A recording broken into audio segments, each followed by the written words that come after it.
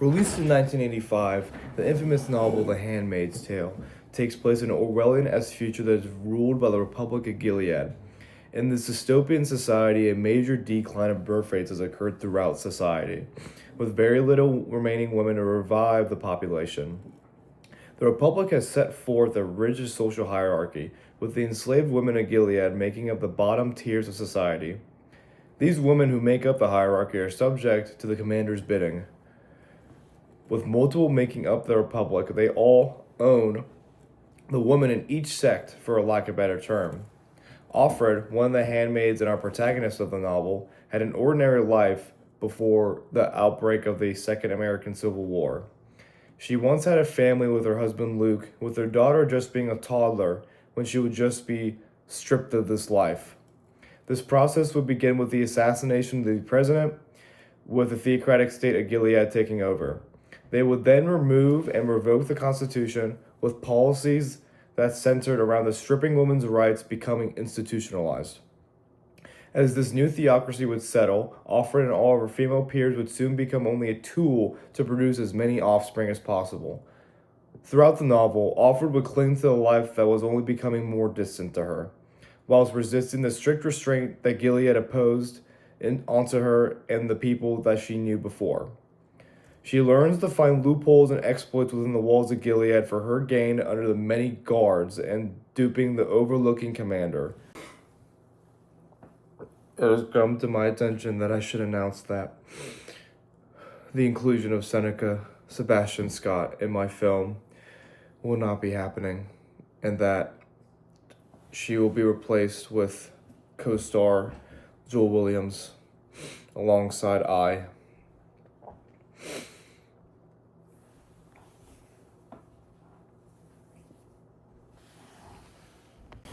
You may be wondering why my hair is a mustard yellow now, and I hate to admit that Henry Stanislaw doused me in his mustard, and I'll be going through the process of how I had to get that out of my hair, and I ended up still with this mustard yellow in my hair. And I'll be accompanied with aforementioned co-star Joel Williams, starring his house and the streets that accompany his house and the local Walmart.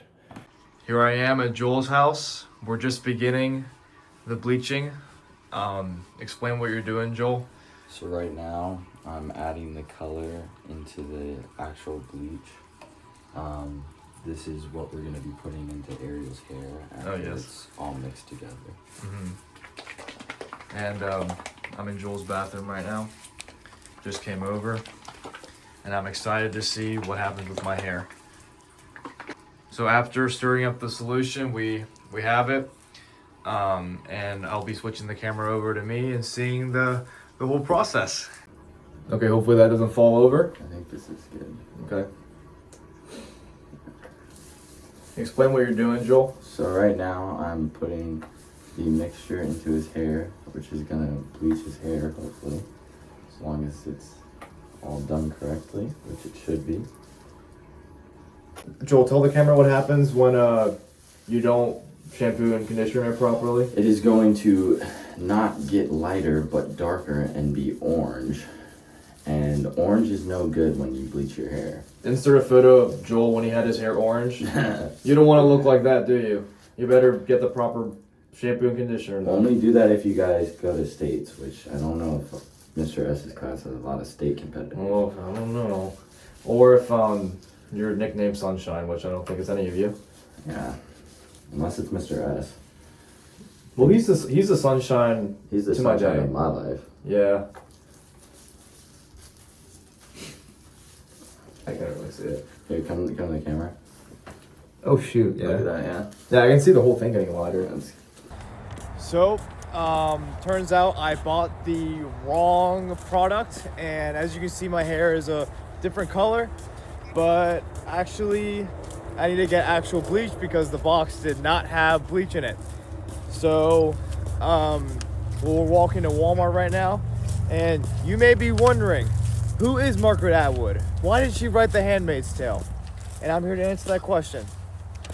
So, born in Ontario in California in 1939, Margaret Atwood would become an acclaimed poet, novelist, story writer, essayist, and environmental activist. She has many pieces of literature that have become critically acclaimed, with some of her highlights being The Handmaid's Tale and its subsequent sequel, The Testaments. In the modern day, she's revered as the most prominent contemporary Canadian writer due to her vast ability to different kinds of literature that make up her catalog.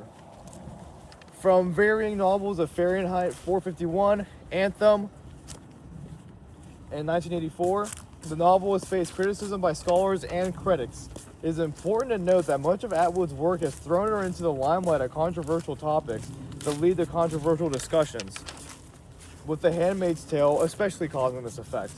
Critiques of the novel include that Atwood fails to construct a true dystopian setting that lacks integrity and includes unnecessary or inappropriate romantic rhetoric.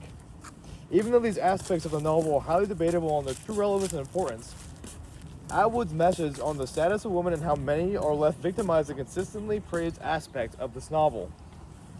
She highlights other trampled underfoot groups or societies in other pieces of her catalog using a similar metaphor such as the handmaid.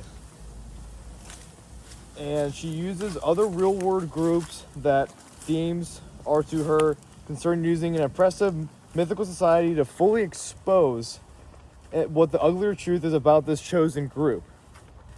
And that's all I'm going to cover right now. So me and Joel just spent the last 10 minutes putting the bleach in my hair. This is the second product that I used. My head's slightly burning right now, but it's going to look really good hopefully. And we were getting a lot of weird looks, but who hasn't seen somebody bleach their hair in public before outside of a Walmart? That's what me and Joel were thinking the whole time. Like, isn't that weird? Like, that's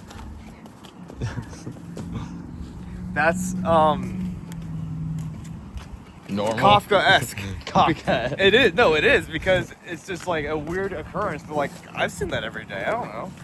But yeah, I mean, it's gonna be another 40 minutes of this, and then we're gonna check the results and then go from there. Out vlog. So after bleaching my hair at the Walmart, waiting 40 minutes, and it just got washed out, and as you can see, it's pretty light up here, and it gets a little darker in the back just because of how my hair is. And she wants to join the movie too. She can join. It's okay. This is Joel's niece. I hope she enjoys the ball pit too. Yeah, Joel. So I'd say that you should make sure that there's bleach in the product and not buy a lift and waste 50 minutes, and that's okay. I learning experience, and I would recommend this process to anybody out there who's interested. Well, it's the morning after. I feel as though Joel did a splendid job, and I think it came out quite well. Leave reviews in my Alibaba. I hope that it was an insightful step-by-step process, and you learned a lot about the bleaching process and Margaret Atwood's novel, The Handmaid's Tale. Now, you may be wondering, audience, Ariel, why did you choose this novel, and why are you so chopped? But I'll be only answering one of those questions here, the latter. When looking at the list of recommended options, many other novels sprung out to me at first, with The Handmaid's Tale being one of them. I was leaning towards this novel from the beginning due to my familiarity with dystopian or Orwellian literature from the previous novels I studied in Jennifer Major's English class, such as 1984, Fahrenheit 451, and Anthem. Those all influenced my decision to go all in with Handmaid. It was a genre of literature that I'm comfortable with, and I have interest in the critiques that many of the genre's authors bring to the table when it comes to political and social commentary. Another aspect that made me choose this novel is the fact that I wouldn't be considered the target audience, with Atwood aiming generally at young women audiences. Other novels that I consider were much more suited for my taste and theme, but I wanted to try and dissect a more feminist piece of literature to learn the inner workings of some perspectives within that community. Although The Testaments is a sequel to Handmaid, from what I've researched, it doesn't narratively rely on the people in the prequel.